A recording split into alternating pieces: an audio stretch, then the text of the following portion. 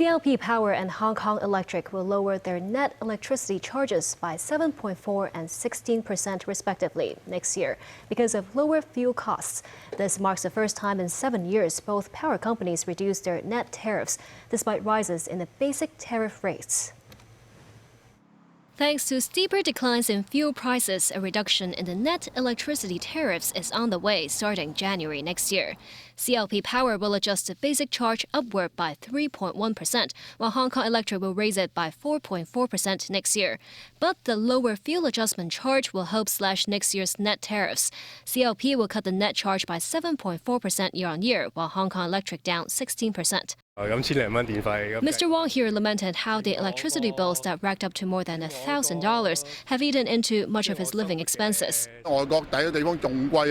Mr. Chan meanwhile said the electricity charges in Hong Kong are lower than countries such as the UK. Ms. Lee, the manager of this lighting shop, said electricity costs set them back $40,000 every month.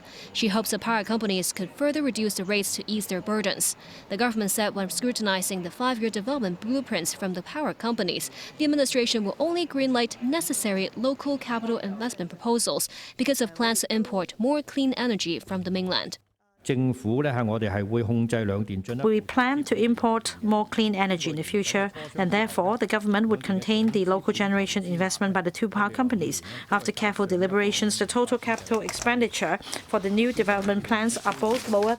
The government also reached a consensus with the power companies on the interim review over the scheme of control agreements. Among the new measures proposed is a special rebate mechanism during energy crises. That's when surges in fuel costs lead to more than 10 or 20% increases in overall electricity bills compared with the charge in January that same year. Special rebates will then be offered to households in need. In the event of an extensive power outage, a new reward penalty mechanism will be in place. Stepped up transparency, too, to disclose relevant information to the public. The government expects these new measures will take effect early next year.